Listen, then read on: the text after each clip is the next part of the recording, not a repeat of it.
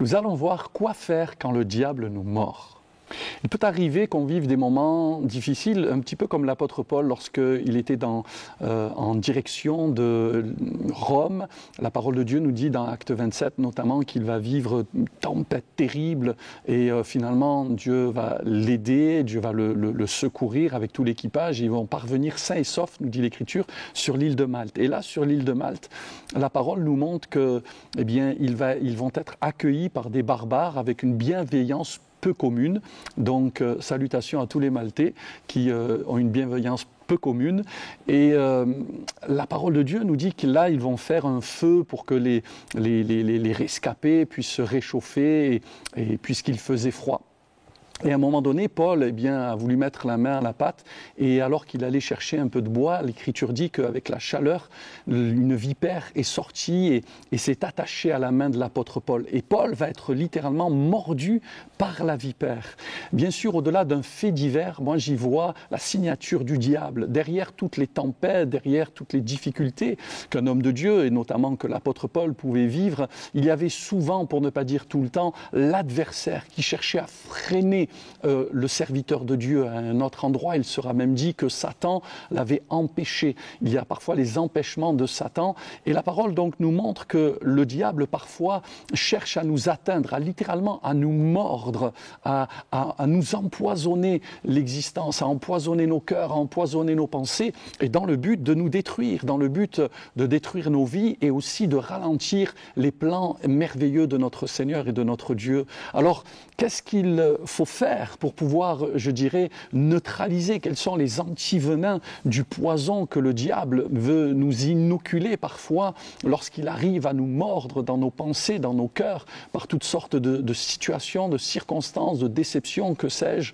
Eh bien, premièrement, je dirais qu'il ne faut pas se laisser faire. Lorsque on regarde cette histoire, on voit dans Acte 28, verset 5, que Paul secoua l'animal dans le feu et ne ressentit aucun mal. L'apôtre Paul ne va pas être attentiste, mais il va secouer vigoureusement l'animal dans le feu. Il ne va pas se laisser vaincre. Ailleurs, Paul dira même, ne te laisse pas vaincre par le mal, mais surmonte le mal par le bien. Donc, ne te laisse pas faire quand l'adversaire vient contre toi, quand les morsures de l'adversaire pénètrent ta vie, pénètrent ton être. Ne te laisse pas aller au découragement, ne te laisse pas aller à l'amertume, au désarroi, mais redresse-toi vigoureusement et secoue la vipère, secoue l'animal dans le feu. Deuxièmement, expose justement dans le feu de Dieu la vipère. Le diable ne supporte pas la bonne présence du Seigneur. Il y a un texte qui dit que nous devons entretenir continuellement le feu sur l'autel de notre cœur, le feu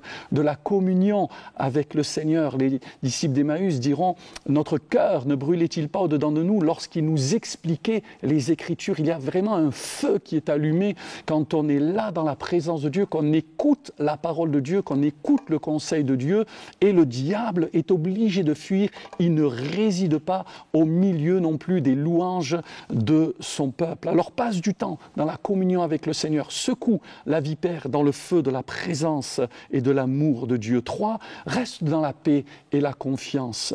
L'apôtre Paul ne s'est pas laissé aller à la panique.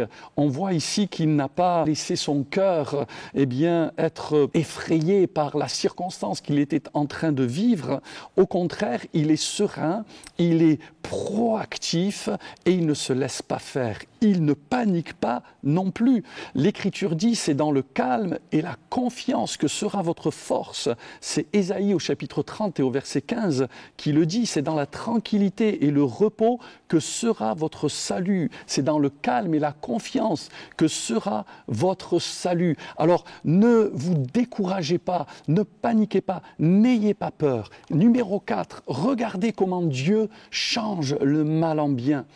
Lorsque l'apôtre Paul a secoué l'animal dans le feu et que la vipère a lâché prise, il est dit dans Acte 28, verset 6, que ces gens s'attendaient à le voir enfler ou tomber mort subitement. Mais après avoir longtemps attendu, voyant qu'il ne lui arrivait aucun mal, ils changèrent d'avis et dirent que c'était un Dieu. Ces gens pensaient tantôt qu'il était jugé parce qu'il avait peut-être fait quelque chose de mal. Après une tempête, le voilà mordu par une vipère. Et puis là, tout à coup, ils vont changer d'avis. Ils vont dire que c'était un Dieu. En réalité, Dieu était en train ici de lui ouvrir des portes. Le diable fait toujours une œuvre qui le trompe. Il pensait avoir tué Jésus, mais Jésus va ressusciter et Jésus va triompher de lui. Il va littéralement écraser à la croix la tête du serpent. Et une porte extraordinaire va être ouverte à l'apôtre Paul dans cette île, puisqu'il est dit qu'il va imposer les mains aux malades, à Publius, à un homme important de l'île de Malte. Il va le guérir là-dessus vers les autres malades de l'île et ils vont tous être guéris. Un puissant réveil va être déclenché après cette attaque spirituelle. Numéro 6, reste dans l'humilité, reste petit à tes yeux, comme disait l'homme de Dieu à Saül, quand tu étais petit à tes yeux. C'est toujours important de rester petit à nos yeux, même après de grandes bénédictions. L'humilité, c'est la clé pour que le diable ne nous atteigne jamais. Celui qui se garde lui-même, dit l'Écriture, le malin ne le touche pas. Soyez bénis, prenez ces antipoisons, soyez bénis par le Seigneur et surtout que la morsure du diable ne vous atteigne pas.